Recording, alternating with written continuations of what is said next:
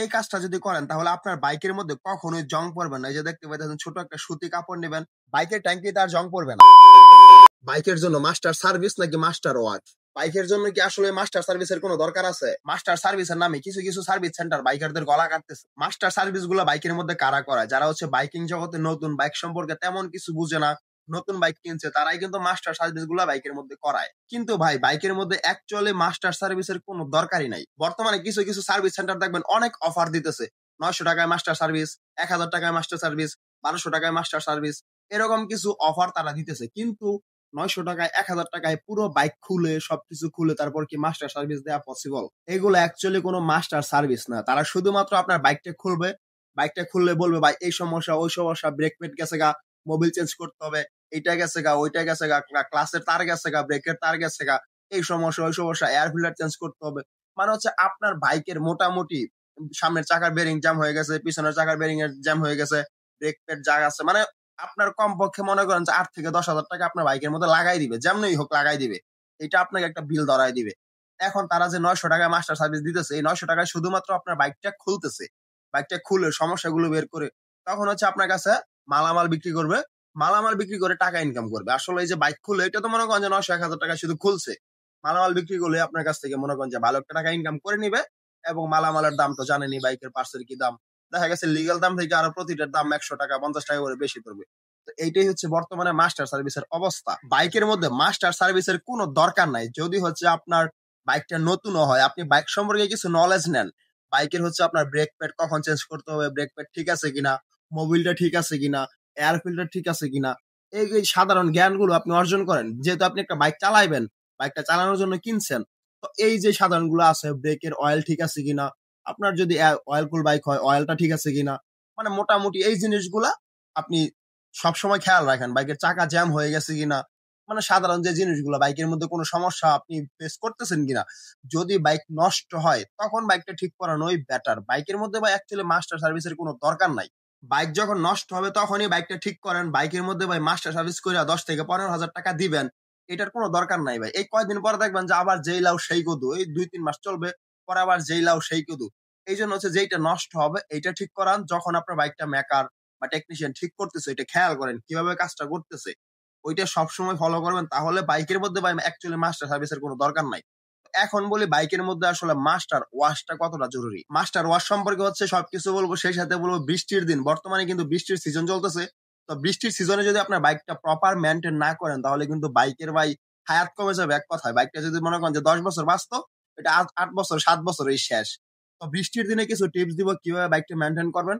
আর হচ্ছে বাইকের মধ্যে মাস্টার সার্ভিসের চেয়ে মাস্টার ওয়াশটা বেশি জরুরি। আমি এখন আমার বাইকটা যেভাবে ওয়াশ করতেছি, আপনি যখন হচ্ছে ওয়াশ করতে দোকানে নিয়ে যাবেন তখন তারা এইভাবে কোনো দিনও করবে না, শুধুমাত্র পানি মারবে।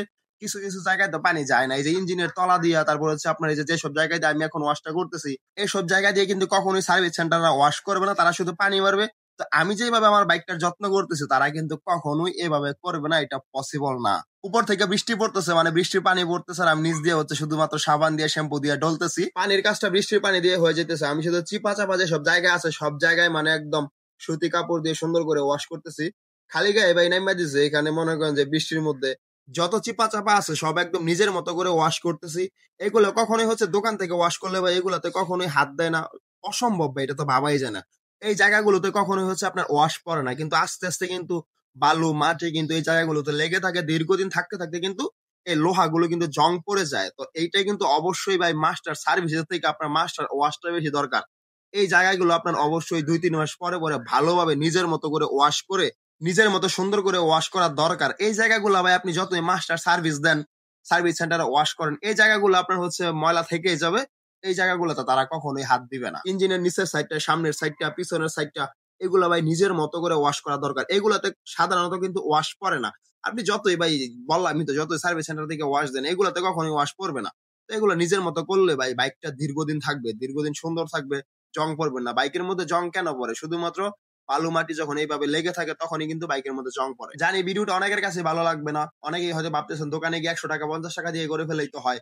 আসলে ভাই নিজের কাজ নিজে করার মধ্যে অন্যরকম একটা ভালো লাগা কাজ করে। আমি নিজের কাজ, নিজের বাইকের কাজ বেশিরভাগ কাজই কিন্তু আমি নিজে করি।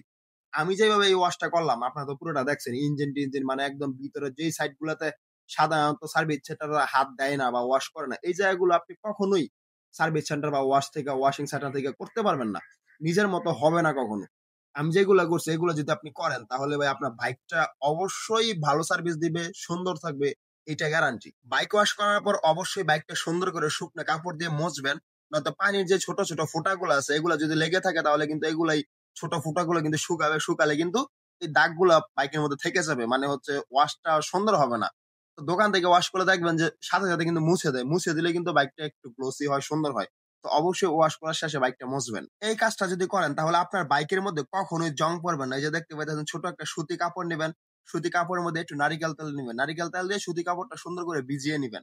তারপর বাইকের যেই এই পার্ট গুলো আছে এই পার্ট গুলোর মধ্যে দেখতে পাইতেছেন ইতিমধ্যে কিন্তু জং পড়ে আছে ভাই। যদি প্রথম থেকে আমি এই মেইনটেন্যান্সটা করতাম তাহলে এই জায়গাগুলোতে জং পড়তো না। বাইকের চেসিস এই জায়গাগুলা সুন্দর করে হচ্ছে বাইক ওয়াশ করে রোদে শুকিয়ে আমার এখানে কিন্তু আমি এখনো রোদে শুকাতে পারি নাই। এখনো টিপ, টিপ বৃষ্টি পড়তেছে। আমি শুধু আপনাদেরকে দেখানোর জন্য এখন দিতেছি। পরবর্তীতে আমি অবশ্যই শুকানোর পর এই জায়গাগুলো নারিকেল তেল দিয়ে ভিজিয়ে সুন্দর করে হচ্ছে আমি দেখেন কি সুন্দর করে নিয়েছি। এই জায়গাগুলো সহজে আরেকটা ওয়াশ দেওয়ার পরে আবার সেম কাজটা করব। তো তাহলে কিন্তু এই জায়গাগুলোতে জং পড়বে না। আবার দেখবে যে অনেকের ট্যাঙ্কিতে জং পড়ে বর্তমানে যে সমস্যাটা এভেইলেবল হইতেছে। তো আপনি হচ্ছে আপনার ট্যাঙ্কির মধ্যে অবশ্যই এভাবে নারিকেল তেল দিয়ে সুতি কাপড় ভিজিয়ে তারপর হচ্ছে যে ট্যাঙ্কের যে মুখটার মধ্যে জং পড়ে, এই জায়গাটা হচ্ছে আপনারা মুছে দিতে পারেন। তাহলে সহজে জংটা পড়বে না। আমি বলতেছি না এটা একদম যে পড়বেই না কিন্তু সহজে জংটা পড়বে না। তো আমি দেখতে পাইতেছেন কিভাবে করতেছি। সেম ভাবে যে ইঞ্জিন-টিঞ্জিন আছে সবকিছু ভাই নারিকেল তেল দিয়ে আপনি সুন্দর করে লুপ করে নিবেন। ইনশাআল্লাহ আপনার বাইকটা অবশ্যই বৃষ্টির দিন সেফ থাকবে, ভালো থাকবে এটা আমি ভাই বলতে পারি। কারণ আমি এই কাজটা সবসময় করি।